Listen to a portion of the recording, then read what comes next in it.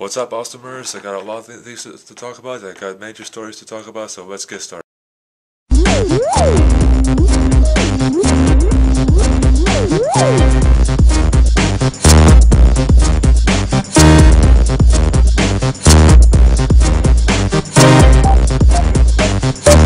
The first story I wanted to talk about is a local hooligan. And if you don't know what a hooligan is, it's basically a word that I made up that represents someone who is a troublemaker. Well, this hooligan was trying to steal a car. He was breaking into cars, and somebody nearby saw this and called the cops, and a police officer showed up with his canine partner, Blade. And while trying to arrest this man, the criminal attacked Blade, the dog, and started punching the dog and choking the dog and literally hurting the dog completely.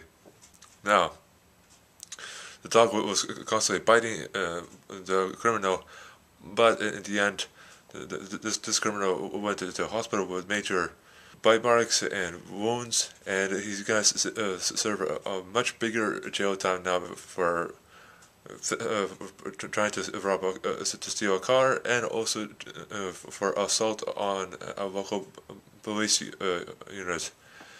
I mean, I know a dog is not an actual human, but it's still part of the force, so it can be charged as assault on a police, not an officer. Well, yeah, maybe an officer, but as well as police unit. And it just amazes me how some people who are so persistent about the crime they want to commit, they just really don't care what comes there in the way. Even if you brought a whole swarm of dogs, you probably this guy would just fight all of them in order to get what he wants. If you're gonna be fighting dogs and also trying to rob cars and robbing banks and whatever, you're gonna be charged with multiple violations, and you're gonna be serving a much longer jail time than you expected. They should just stay away from fighting the police, because when you resist arrest, you make things a lot worse. Next story I wanted to talk about: last Sunday, Novak Djokovic defeated Andy Murray.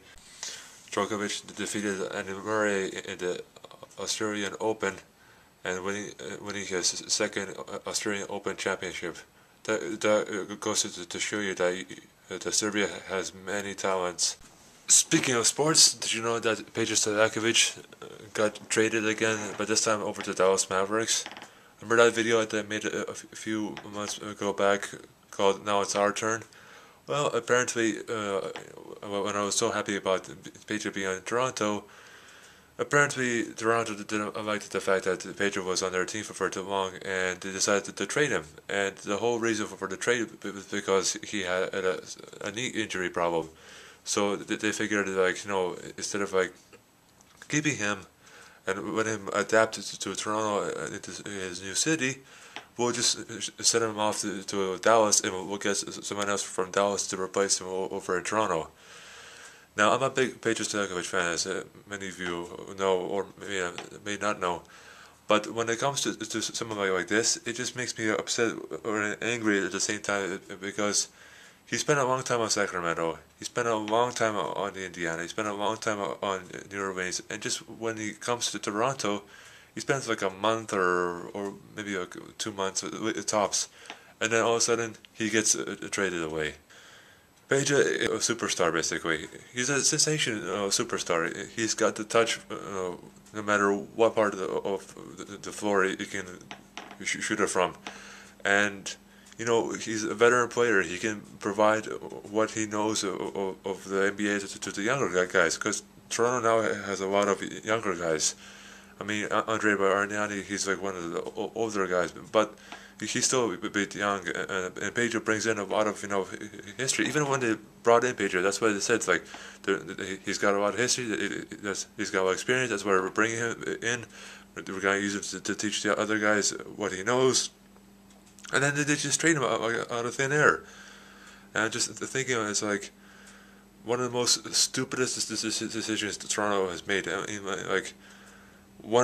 probably the number one is adding Hedo Turkoglu. By mind you, Hedo Turkoglu went from being on like Orlando, then being on like Toronto, which is a bad idea, and then being on Phoenix Suns, and then being from Phoenix Suns back on to Orlando. So make a kind of like a whole 360 degree. And just thinking like the whole trip to Toronto was not even necessary because Hideo Turco is one of the most hated people in Toronto now. Like because the whole time he was there, he tried to make the team better, but he couldn't, and like he literally complained about the team as well. And Toronto's not one of a player that's gonna complain. I mean, like of course Carter, he tried his best, and we enjoyed his company. But when he wanted out, we let him out. And I think now Hideo Turco is more hated in Toronto than Vince Carter is, or even Chris Bosh. But back to Peja. Peja never even had a chance to get his feet wet with the Toronto Raptors. He only had like a month or two with the team, and then he was shipped off like a UPS package. It just makes me upset because like just because he had a knee injury, they sent him off to another team. I mean, what's this is some kind of new rule now that if you become injured, you're gonna be sent off to a new team. If you're gonna have a superstar like Peja Sakovic play for your team, you should keep him for a while. If all the other teams so far had a chance to have him for a while, then Peja should just stick around in Toronto for longer than a month or so, and able to even like, I don't know if you win a title with Toronto, but like it would make the team a whole lot better. And the fact that he was also coming out from the bench was even more a big mistake because he's such a talented player that he deserves to be a starting lineup. He doesn't have to be coming off their bench. And like the whole lineup should have gone Adrian Bargnani, Jose Calderon, Peja Stojakovic, DeMar DeRozan, and Davis. That's it. That's the whole starting five that it should be like that. Not, coming off the bench and scoring a few points per night and then having a knee injury and then be like, well, he's worthless now that he has a knee injury, so we'll send him off to another team. Next up, I wanted to talk about work. Now, if you're a new person at work and you are unexperienced and you don't know much about what you need to do, it's always good to be briefed by somebody who is, has experience and someone who is scheduled to train you. Now, what I've heard from work before is that there have been people who come to work fresh, just started in the company today, and they come to work and they don't know anything, and then all of a sudden the guy who's supposed to train them all of a sudden just gives them the keys or a piece of paper and says like, you're on your own. That's not proper training. Proper training, you gotta sit down with the person and be like, this is what needs to be done. You gotta do this. I will be right there with you. Not take off. And also, it's very important that if you're a rookie, do not try to explain what exactly needs to be done if you don't know what exactly needs to be done. For example, I had a guy to tell me how I need to do my job when I've been there longer than he has been. And it just frustrates me sometimes because, when you're a long time with the company, you know what things go down, and then some new guy comes out and be like, yeah, you need to do this, and I just take all the credit. Like, no, this is a team effort. We work together on this, and if you don't, like it, then you should go look for some other job. Like, this other day, I had a new guy tell me like, oh, I was told just to stand here and you do all the work and I take all the credit. Well, where did you hear this idea?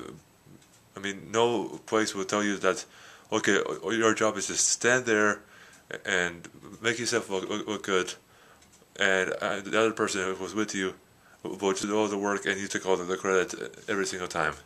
No, work is just like sports. There's teamwork. Everybody pulls their own weight, and nobody is left behind. That's all I have to say for today's episode. I hope you guys enjoyed it, and I will see you guys next time. Until then, I'm Improv15, and I'm out of here.